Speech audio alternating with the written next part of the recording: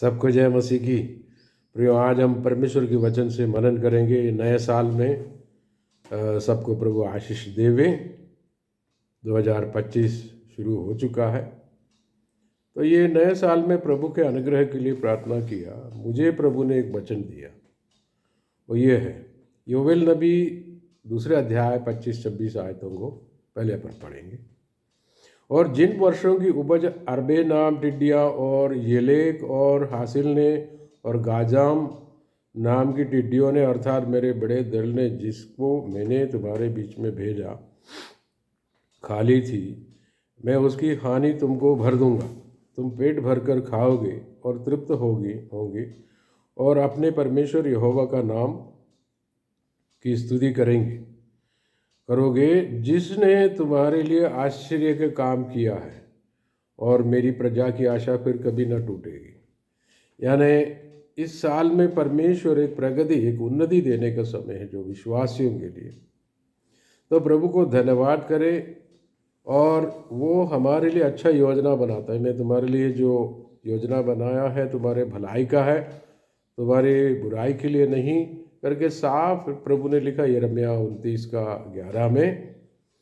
तो इसमें जो 25 आयत में लिखा है कि जो अलग अलग प्रकार के अरबे नाम की, येलेक नाम की जो टिड्डी यहाँ दुष्ट आत्मा को दर्शाता, लेकिन इसमें लिखा है कि मेरे बड़े दल ने जिसको मैंने तुम्हारे बीच में भेजा। यानी कई लोग पूछते हैं कि क्या परमेश्वर यही करते हैं, क्या इस तरह की दुष्ट शक्तियों को क्या भेजते हैं, क्या नहीं। फिर यहाँ ऐसा क्यों लिखा है? ये लिखा है कि पहले जब भी हम परमेश्वर को छोड़ के पराय शक्तियों के पीछे या प्रभु को छोड़ के नेगेटिव कामों में, पाप में जो लिप्त हो जाता है या नेगेटिव डायरेक्शन में जाता है, तो परमेश्वर की जो स्वर्ग में जो अदालत है उसमें ये लोग जाकर हमारे कंप्लेन करता है। ये प्रकाशित वाक्य में लिखा, हमारे भाइयों का दिन रात बुराई करता है ये। तो जब प्रभु हमको देखते हैं, पवित्र आत्मा हमको अगुवाई करते हैं कि उसमें से मुड़कर आओ, तो जब भी नहीं सुनता, कई बार परमेश्वर उन शक्तियों को परमिशन दे देता है। यहाँ पर जो हिंदी या जो भी भाषा में ट्रांसलेट किया, इब्रानी भाषा में ये परमिसिव विल में, यानी कि परमिट करने के हिसाब से उनका जो क्रिया शब्द है। लेकिन मैंने भेजा करके कई बार ओल्ड टेस्टमेंट में, पुराना नियम में इसमें ऐसा ट्रांसलेट किया गया। एक्चुअली इसका मीनिंग है कि मैंने परमिट किया है, मैंने अनुमति दी है।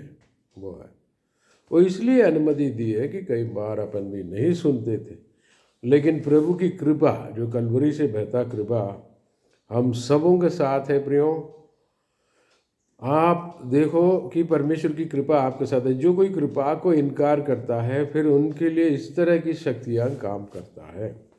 तो इस साल जो है परमेश्वर का कहना ये है कि प्रभु की अगुवाई ये है कि पवित्र आत्मा का अगुवाई ये है कि जो नुकसान हुआ है मैं भरपाई करूँगा। यानी इस्राएलियों को और दिक्कत हुई, वो फिर मुड़कर प्रभु का नाम लिया, योवेल नबी, हग्गी नबी और इस तरह की एक प्रभु का दास लोग, बीच बीच में यशायाह नबी होगा, यिर्मयाह, जो भी आकर इनके मन फिराने की बात की, तो लोगों ने मन फिराया।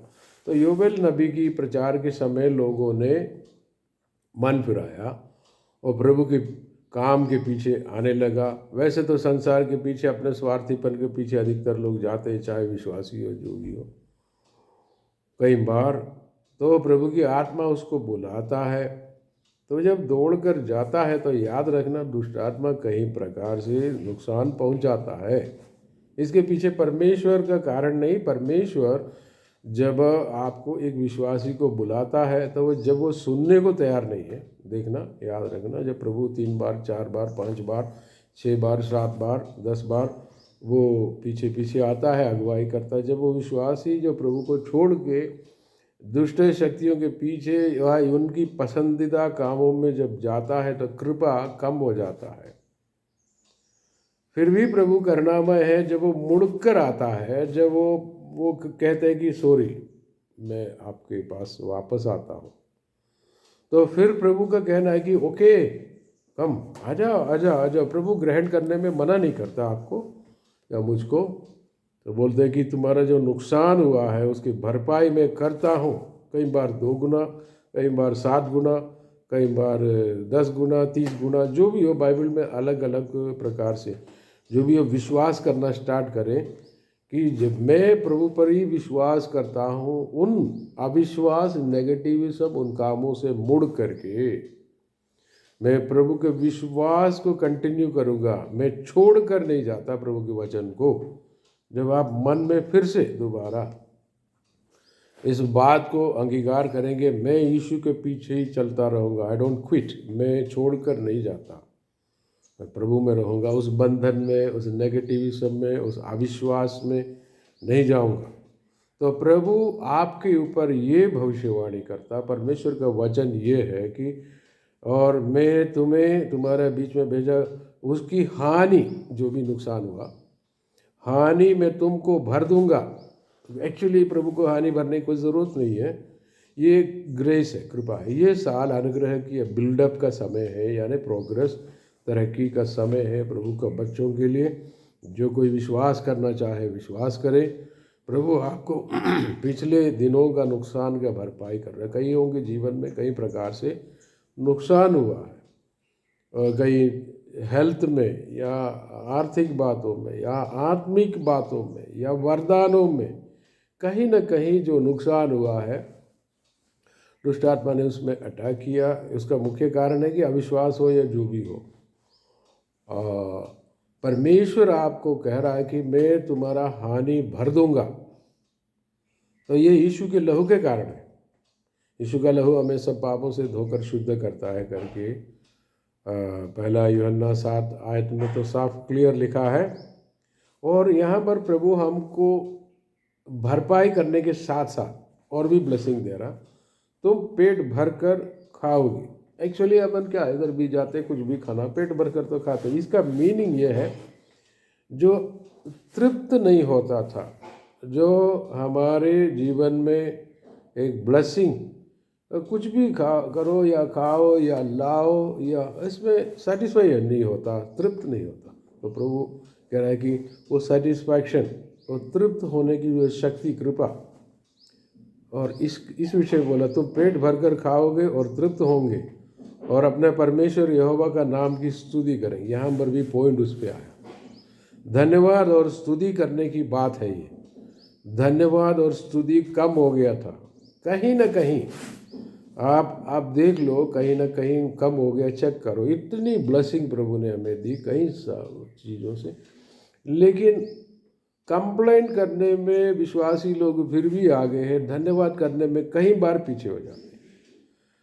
कंप्लेंट करने में ज़्यादा आगे, ये नहीं हुआ, ठंड ज़्यादा हो गई, ये हो गया, ये नहीं है, जितना मांगा उतना नहीं मिला, ये नहीं मिला, गाड़ी बड़ी नहीं मिली, छोटी मिली है, कपड़ा महंगी वाली चाहिए था, ये मिला है। देखो ये एटीट्यूड है। ये एटीट्यूड कई बार शैतान को अवसर देता है, वो बाइबल की स्पिरिचुअल बैकग्राउंड को देखना। तो परमेश्वर आपको अनुग्रह दे। और ये धन्यवाद करने का, धन्यवाद तब आता है जब विश्वास मजबूत हो जाता है। सो बिगिन टू प्रेज गॉड, धन्यवाद करना स्टार्ट करें, विश्वास को मजबूत करें। वचन से और धन्यवाद से विश्वास बढ़ता है। वचन से, वचन सुनने से विश्वास आता है। और बढ़ता कैसे? बढ़ता धन्यवाद करने से। वचन को बोलने से भी बढ़ता है, लेकिन धन्यवाद करना बहुत ही इम्पोर्टेंट है। वो भी तहे दिल से हो, तहे दिल से हो। ऐसा नहीं कि बोलने के लिए चलो थैंक यू जीसस 2 बार बोल देता, नहीं, यीशु हमारा सब कुछ है। उसको हर बात पे धन्यवाद करें, डायरेक्ट भी धन्यवाद, प्रभु तो धन्यवाद, तो भला है। और ये बोले कि आपने मुझे ये दिया है इसलिए भी धन्यवाद, और आपने मुझे भला चंगा रखा है इसके लिए भी धन्यवाद, या पिछले दिनों में चंगाई दे दी है उसके लिए भी धन्यवाद। कमी घटी से प्रभु ने आपको मुझको बचाया है इसके लिए धन्यवाद। दुनिया भर में महामारी, बीमारी कहीं आ चुका है, आगे भी होंगे, इसमें से बचाने के लिए धन्यवाद करें। दुनिया भर में कई प्रकार के युद्ध, विपत्ति या भूडोल ये सब आया, आगे भी होंगे, और इस साल भी इसका असर दिखेगा। उसके बीच में प्रभु हमको इस साल भी अनुग्रह में सुरक्षा में रखने की गारंटी दिया। तो कई लोग प्रभु को सोच के धन्यवाद देने में थोड़ा दिक्कत होता है। बोलने के लिए बोल देते हैं, चलो सब लोग धन्यवाद करो, ठीक है मैंने कर लिया। और इस तरह का ट्रेनिंग तो जानवर को भी दे सकता है। और वो एक घर में जो डॉग उसको खड़े होकर दोनों हाथ जोड़ने की अगर एक सिस्टम सिखाए तो वो भी करते हैं, वो भी करते हैं। लेकिन प्रभु वो नहीं चाहता। प्रभु चाहता कि हम दिल से प्रभु को धन्यवाद करें। इतना भला परमेश्वर है। वो अभी भी फिर भी बता रहे कि हम कई बार अविश्वास कर चुके हैं, विश्वास करने में आनाकानी की है। मन में जब टेंशन आया तो कई चीज़ बोला, प्रभु कुछ करता वरता नहीं है। कई लोगों ने बोला कि अच्छा ये सब लोग बोलते नहीं है, प्रभु को धन्यवाद। लेकिन मैं ये बताना चाहता हूँ कि परमेश्वर की वचन में ये लिखा है, प्रभु ने हमको भरपाई करने की बात करी है। और फिर 26 आयत में लिखा, तुम पेट भर कर खाओगे। इतना कितना ब्लेसिंग है। और तृप्त होंगे, दैट इज़ अ पॉइंट, वो पॉइंट है। और अपने परमेश्वर यहोवा का नाम की स्तुति करोगे, जिसने तुम्हारे लिए आश्चर्य का काम किए हैं। प्रभु बहुत मिराकल्स कर चुके हैं और मेरी प्रजा की आशा फिर कभी नहीं टूटेगी। क्योंकि वो प्रभु हमसे एक्चुअली रियल टू रियल हृदय से प्रेम करते, इसलिए वो बोल रहा मेरी प्रजा की फिर आशा नहीं टूटेगी। मेरी प्रजा यानी प्रभु आज भी हमसे कितना प्यार करते हैं, हाउ मच ही लव्स अस। तो ये साल ये आप चाहे तो ये अनुग्रह आप ले सकते हैं। एक अनुग्रह का साल है, एक प्रॉस्पर तरक्की करने का समय है ये। इसका मतलब ये नहीं है कि कोई परेशानी होंगे, संसार में तो परेशानी होती है। तो यीशु की इस कृपा को एक्सेप्ट करें। उसकी 27 आयत में लिखा है, मैं तुम और तब तुम जानोगे। ये जब मिराकल एक एक करके देखे और गहराई से हम समझेंगे कि मैं इज़राइल के बीच में, इज़राइल बने आज आप बोलो कलीसिया, विश्वासियों के बीच में हूँ। जहाँ कहीं 2 या 3 विश्वासी इकट्ठा होकर प्रार्थना करते हैं मेरे नाम से, यीशु के नाम से, तो मैं उसके मध्य में हूँ। I am in the main point, centre point. मैं सेंट्रल पॉइंट में अध्यक्ष बनकर आता है, मैं बीच में हूँ और मैं यहोवा तुम्हारा परमेश्वर हूँ। ये बात के लिए मेरा हमारा कई बार इंसान सोचते हैं कि मैं अकेला हूँ, कोई नहीं, लेकिन परमेश्वर हमारा साथ है। इमैनुएल, इमैनुएल, परमेश्वर मनुष्यों के साथ। यहोवा तुम्हारा परमेश्वर हो और कोई दूसरा नहीं। इस तरह काम करने वाला कोई शक्ति नहीं। और मेरी प्रजा की आशा फिर कभी न टूटेगी। प्रभु आपको गारंटी लिख के दे रहा है योवेल नबी के ज़रिए से। चाहे पुराना नियम है तो भी वचन तो वचन है। परमेश्वर ने कहा, वो यीशु के लहू के ज़रिए से आपके पास आ रहा है। क्या क्या कह रहा? मेरी प्रजा की आशा फिर नहीं टूटेगी। यानी कौन है मेरी प्रजा? पुराना नियम में इज़राइल था, नया नियम में वो कलीसिया बन गया। इज़राइल का भी प्रभु ने इंतजाम कर रखा है, वो तो समय समय पर वो पूरा करता रहेगा। परमेश्वर विश्वासी हो गया। लेकिन कलीसिया के लिए अगुवाई ये है, इस साल उठो, प्रकाशमान हो जा, अपना काम पूरा करो। संसार में एक नहीं तो एक विपत्ति होता रहेगा, कभी पानी के ज़रिए से, कभी महामारी के ज़रिए, कभी भूडोल के ज़रिए, क्योंकि ये संसार का गारंटी ख़त्म हो गया है। अब वो 50 साल रहे, 100 साल और आगे बढ़े, वो उससे वो नहीं, क्योंकि पाप से भरा हुआ संसार एक अनुग्रह का लाइन पे नहीं है। वो कैसे भी आगे बढ़ रहा है बस। और लेकिन देखो, परमेश्वर प्रभु यीशु आपको अनुग्रह में ले चल रहा, आपको नुकसान की भरपाई करने का। जो भी नुकसान हुआ वो लोग सब प्रभु को धन्यवाद देना शुरू करें। परमेश्वर आपको भरपाई करने का समय या साल आ चुका है। तुम पेट भर कर खाओगे और तृप्त होंगे। परमेश्वर आपका साथ रहे। अनुग्रह का दिन आ गया तो प्रभु को धन्यवाद देना, उस काम में बने रहो। पाप की राहों को छोड़ करके प्रभु की राहों पर चलो। प्रभु आपको बहुत आय से आशीष देवे। ये साल आपका अनुग्रह का समय रहे कि प्रभु के संग संग चले। खुदा आपको बरकत दे। आमीन।